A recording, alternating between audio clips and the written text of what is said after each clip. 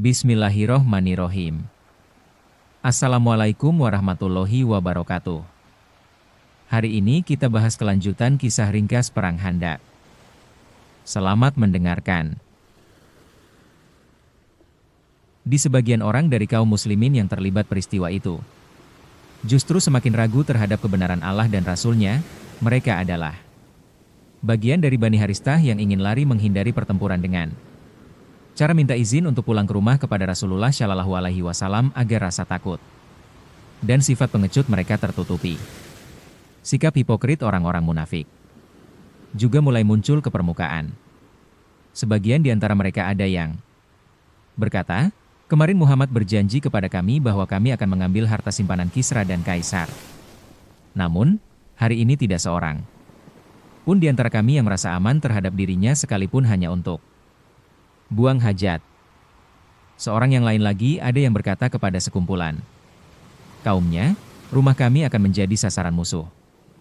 Maka izinkan kami untuk pergi dari sini dan pulang ke rumah kami.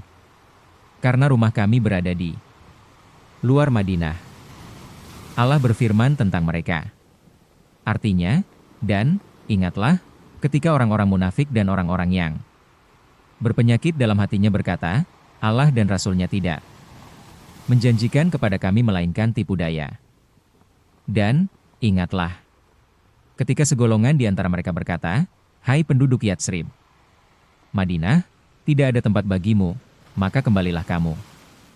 Dan sebahagian dari mereka minta izin kepada Nabi untuk kembali pulang dengan berkata, "Sesungguhnya rumah-rumah kami terbuka, tidak ada penjaga. Dan rumah-rumah itu sekali-kali tidak terbuka, mereka tidak lain hanya hendak lari." Setelah mendengar pengkhianatan Bani Quraisyah, Rasulullah menggelar kainnya lalu tidur telentang. Beliau diam sekian lama hingga kaum muslimin mendapatkan ujian yang cukup berat. Namun tak lama kemudian, ada harapan. Rasulullah bangkit dan berseru, "Allahu Akbar. Bergembiralah, wahai kaum muslimin dengan kemenangan dan pertolongan dari Allah." Sikap tenang Rasulullah Shallallahu Alaihi Wasallam ini sangat besar pengaruhnya ke dalam jiwa kaum muslimin sehingga ketegangan mereka pun semakin reda. Bahkan, mereka semakin yakin terhadap pertolongan Allah, sebagaimana disebutkan dalam Al-Quran 39.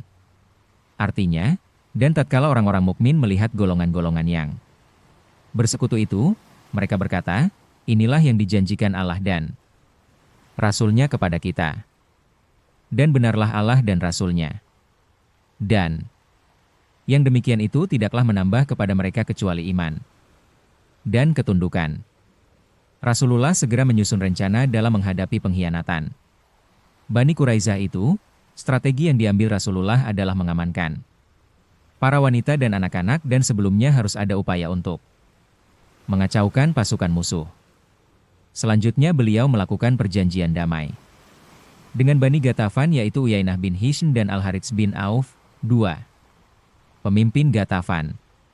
Beliau akan menyerahkan sepertiga hasil panen kurma Madinah dengan syarat mereka berdua mau mengundurkan diri dari medan peperangan bersama kaumnya. Lalu membiarkan beliau menghantam dan menghancurkan kaum Quraisy. Akan tetapi perjanjian damai tersebut tidak jadi dilakukan. Rasulullah meminta pendapat dari kedua sahabatnya, yaitu Sa'id bin Mu'adz dan Sa'id bin Ubadah.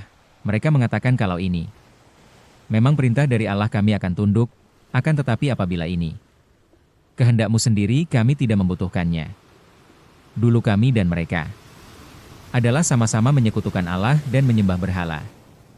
Dulu mereka berhasrat memakan kurma dari Madinah dengan cara jual beli atau bila sedang dijamu. Setelah Allah memuliakan kami dengan Islam serta menjadikan jaya bersamamu, mengapa kami harus memberikan harta kami kepada mereka? Demi Allah, kami hanya memberikan kepada mereka pedang. Beliau membenarkan pendapat mereka berdua dan bersabda, "Ini adalah pendapatku sendiri. Sebab, aku melihat semua orang Arab sedang menyerang kalian dari satu busur. Selain itu, dalam menghadapi kondisi yang sangat gawat tersebut, Rasulullah mengurangi kekuatan di parit untuk melakukan penjagaan di dalam kota. Maka Nabi memilih 100 orang untuk tugas ini. Beliau juga mendengar bahwa Huyai mendesak Quraisy dan Ghatafan agar masing 1.000 orang ke benteng Quraisyah pada malam hari. Dari sanalah mereka akan menyerbu ke pusat kota dan menghancurkan benteng kaum Muslimin, serta membawa lari kaum wanita dan anak-anak. Pada malam yang ditentukan, karena beberapa alasan yang tidak jelas, rencana itu tidak terlaksana. Namun begitu Nabi mendengarnya, beliau mengutus Zaid beserta 300 pasukan berkuda untuk berpatroli di jalan-jalan, bertakbir kepada Allah sepanjang malam, sehingga kota itu seolah-olah dipenuhi rombongan yang sangat kuat. Allah merencanakan strategi untuk menumpas kaum pengkhianat itu, yaitu dengan mengirim salah seorang dari Bani Ghatafan, Nu'aim bin Mas'ude bin Amr al-Ashja'i untuk menemui Rasulullah. Ia berkata, "Wahai Rasulullah, aku telah masuk Islam. Sementara kaumku tidak mengetahui akan keislamanku, maka perintahkanlah kepadaku apa yang engkau kehendaki." Beliau bersabda, "Engkau adalah orang satu-satunya. Bantulah kami menurut kesanggupanmu." Karena peperangan itu adalah tipu muslihat. Nu'aim segera berangkat menemui Bani Quraisyah. Saat itu bersahabat dengan mereka. Nu'aim berkata, "Hai Bani Quraisyah, kalian tahu kecintaanku kepada kalian dan kehususanku antara aku dengan kalian." Orang-orang Bani Ghatafan menjawab, "Iya, engkau benar. Engkau bukan orang patut dicurigai di tempat kami." Nu'aim kembali berkata, "Orang Quraisy dan Ghatafan tidak seperti kalian. Negeri ini negeri kalian. Di dalamnya terdapat kekayaan, anak-anak, dan wanita-wanita kalian. Kalian tidak bisa pindah ke negeri lainnya." Orang-orang Quraisy dan Ghatafan itu datang untuk memerangi Muhammad dan sahabat-sahabatnya. Anehnya kalian semua mendukungnya, padahal negeri, kekayaan, anak-anak, wanita-wanita mereka tidak seperti kalian. Jika mereka mendapatkan kesempatan, tentu kesempatan itu akan dipergunakan sebaik-baiknya. Namun, bila tidak mereka akan kembali lagi ke negeri mereka dan meninggalkan kalian, dan Muhammad akan melampiaskan dendamnya terhadap kalian. Mereka lalu bertanya, "Bagaimana seharusnya Nu'aim?" Ia menjawab, "Kalian tidak perlu berperang bersama mereka, kecuali bila mereka memberikan jaminan kepada kalian." Mereka berkata, "Engkau telah memberikan pendapat yang sangat tepat." Setelah itu Nu'aim menemui orang-orang Quraisy dan berkata kepada mereka, "Kalian sudah tahu cintaku kepada kalian dan nasihat-nasihat yang pernah kusampaikan kepada kalian." Mereka berkata, "Engkau benar." Dia berkata lagi, "Rupanya orang-orang Yahudi merasa menyesal karena telah melanggar perjanjian mereka dengan Muhammad dan rekan-rekannya. Mereka diam-diam mengirim utusan untuk menemui Muhammad bahwa mereka hendak meminta jaminan kepada kalian, namun jaminan itu akan diserahkan kepada Muhammad. Tentu saja, mereka akan berpaling dari kalian. Bila mereka meminta jaminan kepada kalian, kalian tidak perlu memberikannya kepada mereka." Setelah itu Nu'aim menemui kaum Ghatafan dan mengatakan hal sama kepada mereka. Tepat pada malam Sabtu, bulan Syawal 5 Hijriah, orang-orang Quraisy mengirim utusan untuk menemui orang-orang Yahudi agar menyampaikan pesan, "Kami tidak mungkin berlama-lama di sini. Apabila kondisi unta dan kuda kami sudah banyak melemah, maka bangkitlah pada saat itu bersama kami untuk menghabisi Muhammad." Orang-orang Yahudi mengirim utusan kepada kaum Quraisy agar menyampaikan pesan, "Hari ini hari Sabtu. Kalian sudah tahu akibat perang hari ini. Selain itu, kami hanya mau berperang setelah kalian memberikan jaminan kepada kami." Setelah kaum Quraisy dan Ghatafan mengetahui apa yang dikatakan oleh utusan Yahudi tersebut, mereka berkata, "Demi Allah ternyata benar apa yang dikatakan oleh Nu'aim kepada kalian." Karena itu, mereka mengirim utusan kepada Yahudi dengan membawa pesan, "Demi Allah, kami tidak akan mengirim seorang pun kepada kalian. Bergabunglah bersama kami untuk membunuh Muhammad." Bani Quraisyah berkata, "Demi Allah, ternyata benar apa yang diucapkan oleh Nu'aim kepada kalian." Dengan demikian, Nu'aim mampu memperdayai kedua belah pihak dan menciptakan perpecahan di barisan musuh, sehingga semangat mereka menjadi turun. Sementara itu, kaum muslimin senantiasa memohon kepada Allah, "Ya Allah, tutupilah kelemahan kami dan hilangkanlah kekhawatiran kami." Rasulullah pun juga berdoa, "Ya Allah yang menurunkan kitab dan yang cepat hisapnya, kalahkanlah dan guncangkanlah mereka." Allah mendengarkan doa Rasulnya dan kaum muslimin, maka Allah menurunkan angin taufan kepada musuh dan memporak-porandakan kemah-kemah mereka. Tidak ada satupun yang tegak kecuali telah ambruk. Allah telah mengirimkan malaikat yang membuat mereka menjadi gentar dan kocar-kacir. Allah juga menyusupkan ketakutan ke dalam hati mereka. Firman Allah YG artinya, hai orang-orang yang beriman, ingatlah akan nikmat Allah yang telah dikurniakan kepadamu ketika datang kepadamu tentara-tentara. Lalu kami kirimkan kepada mereka angin topan dan tentara yang tidak dapat kamu melihatnya. Dan adalah Allah Maha melihat akan apa yang kamu kerjakan. Pada saat kejadian itu, Rasulullah mengutus Hudzaifah bin Yaman untuk mematai-matai pasukan sekutu dari jarak dekat dan melaporkannya kepada beliau. Maka Hudzaifah menjumpai mereka dalam keadaan bersiap-siap untuk berangkat meninggalkan tempat mereka. Hudzaifah segera melaporkan kepada Rasulullah tentang hal ini. Keesokan harinya beliau mendapatkan musuh sudah meninggalkan Madinah. Mereka semua telah diusir oleh Allah dan hengkang dari tempatnya, tanpa membawa keuntungan apa-apa. Perang Ahzab ini terjadi pada bulan Syawal 5 Hijriah, 627 Masehi menurut pendapat yang kuat. Orang-orang mengepung kaum muslimin selama 1 bulan penuh atau mendekati itu. Perang Ahzab tidak mendatangkan kerugian, tetapi merupakan perang urat saraf. Dalam sejarah Islam peperangan ini merupakan peristiwa yang sangat menegangkan, yang berakhir dengan pelecehan di pihak kaum musyrikin dan memberi kesan bahwa kekuatan sebesar apapun yang ada di Arab tidak akan sanggup melumatkan kekuatan lebih kecil yang sedang mekar di Madinah. Semua bangsa Arab tidak sanggup menghimpun kekuatan yang lebih besar daripada pasukan Ahzab ini. Oleh karena itu, Rasulullah bersabda, ketika Allah sudah mengalahkan pasukan musuh, sekarang kita yang menyerang mereka, dan mereka tidak akan menyerang kita. Kita yang akan mendatangi mereka. Setelah usai perang Khandaq, Rasulullah kembali pulang ke Madinah. Beliau kedatangan Jibril dan memerintahkan beliau untuk bangkit kembali melakukan penyerangan ke Bani Quraisyah.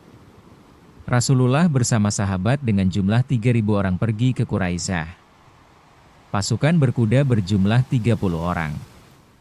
Mereka mendekati benteng Bani Quraisyah dan berniat untuk mengepungnya. Pengepungan kepada Bani Quraisyah dilakukan secara ketat oleh pasukan. Dalam kondisi seperti itu pemimpin mereka yaitu Ka'ab bin Asad menawarkan suatu pilihan kepada kaumnya, kaum Yahudi, di antara pilihan itu. 1. Mereka masuk Islam dan masuk agama Nabi Muhammad. Dengan begitu mereka mendapatkan jaminan keamanan atas darah, harta, anak-anak, dan wanita mereka.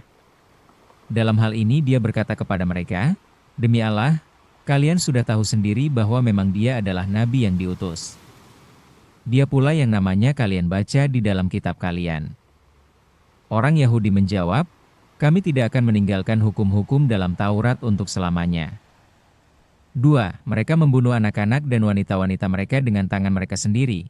Lalu mereka berperang melawan Muhammad dengan pedang terhunus hingga meraih kemenangan atau biar saja mereka terbunuh semua dan tidak ada seorang pun yang tersisa. Orang Yahudi menjawab, apakah kita akan menyerang orang-orang miskin itu? Apakah ada perbaikan kehidupan setelah mereka itu? 3. Langsung menyerang Rasulullah Shallallahu Alaihi Wasallam dan para sahabat dan melanggar larangan berperang pada hari Sabtu. 60 hari suci mereka, karena menurut perhitungan hari itu kaum muslimin akan lengah karena mengira kaum Yahudi tidak akan melakukan serangan pada hari itu. Hingga pilihan yang terakhir ini orang Yahudi tetap menolaknya. Kaum Yahudi menolak semua tawaran dari Ka'ab, hingga Ka'ab marah kepada mereka dan berkata, apa yang menjadikan kalian semua keras kepala setelah dilahirkan ibu kalian? Kaum Yahudi pasrah dengan semua ini kepada keputusan Rasulullah, hingga mereka menginginkan untuk mengutus Abu Lubabah agar menemuinya dan ia akan meminta pendapat darinya.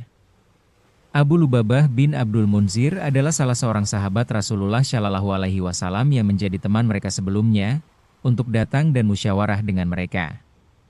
Dengan kata lain, dalam menentukan nasibnya orang Yahudi itu lebih percaya dan memilih orang di luar mereka untuk bermusyawarah daripada ketua mereka sendiri. Dan sikap ini sangat tercela karena sama artinya dengan meremehkan pemimpin sendiri. Namun hal itu sudah menjadi karakter bangsa Yahudi. Jangankan terhadap pemimpin mereka yaitu Ka'ab bin Asad yang hanya manusia biasa, para rasul juga mereka hina dan dustakan, bahkan banyak yang mereka bunuh. Abu Lubabah datang di tempat mereka. Mereka semua menangis di hadapan Abu Lubabah dan bertanya, wahai Abu Lubabah, bagaimana pendapatmu jika kami menyerah dengan keputusan hukum Muhammad? Ia menjawab, iya. Sambil memberi isyarat hukuman mati. Abu Lubabah menyadari kesalahannya dan ia pergi ke Masjid Madinah untuk mengikat dirinya di tiang masjid. Dia bersumpah tidak akan melepaskan ikatan itu kecuali Rasulullah Shallallahu Alaihi Wasallam. Ia juga bersumpah untuk tidak menginjakkan kakinya lagi di tempat Bani Quraisyah selama-lamanya. Maka Allah menerima taubat Abu Lubabah, dan Rasulullah segera melepaskan tali ikatannya dengan tangan beliau.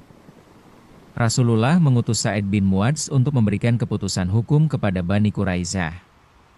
Sa'id memutuskan untuk membunuh seluruh laki-laki Bani Quraisyah dan menjadikan tawanan untuk anak-anak dan wanita serta harta benda mereka dibagi rata. Keputusan Sa'id adalah keputusan yang tepat dan adil. Karena selain melakukan pengkhianatan yang keji, kaum Quraisyah sudah menyiapkan 1.500 pedang, 2.000 tombak, 300 baju besi, dan 500 perisai untuk menghancurkan kaum muslimin. Rasulullah menginstruksikan untuk mengeksekusi setiap laki-laki yang telah tumbuh bulu kemaluannya, sedangkan yang belum supaya dikumpulkan bersama anak-anak dan kaum wanita. Sa'id dalam memutuskan hukum tersebut sudah mempertimbangkan semuanya, dan tentu ia sudah memperhitungkan fakta-fakta di bawah ini. 1. Kaum muslimin telah memberi izin kepada Bani Nadzir meninggalkan Madinah. Balasannya kaum muslimin mereka perangi, dan hampir saja Islam dan kaum muslimin ditimpa bahaya besar. Bani Nadzir kemudian menghasut suku-suku bangsa Arab, dan menggembleng mereka untuk memerangi kaum muslimin, lalu menyerbu kota Madinah. Berdasarkan fakta ini tidaklah layak pengkhianatan Bani Quraisyah dimaafkan begitu saja. 2. Dosa Bani Nadzir memanglah besar. Kalau tidak pertolongan Allah telah tumpaslah kaum muslimin. 3. Sa'id telah menyaksikan bagaimana Bani Quraisyah menghinakannya, dan menghinakan temannya, waktu mereka berdua menemui Bani Quraisyah untuk menyampaikan pengharapannya, serta memperingatkan mereka betapa besar pengkhianatan yang mereka lakukan. Bani Quraisyah sekiranya diberi ampun untuk meninggalkan Madinah, tentu akan menggabungkan diri kepada Bani Nadzir. Dengan demikian akan bertambah besarlah bahaya bagi kaum muslimin. Berdasarkan pertimbangan-pertimbangan tersebut wajar kalau Sa'id memutuskan untuk memenggal kepala orang laki-laki Bani Quraisyah dan menjadikan tawanan bagi anak-anak dan wanitanya. Demikianlah kisah ringkas perang Khandaq yang terjadi pada masa Nabi besar Muhammad Shallallahu Alaihi Wasallam dan para sahabat. Semoga pertolongan dan perlindungan Allah selalu berada dalam hidup kita. Amin. Terima kasih. Jazakumullahu khairan.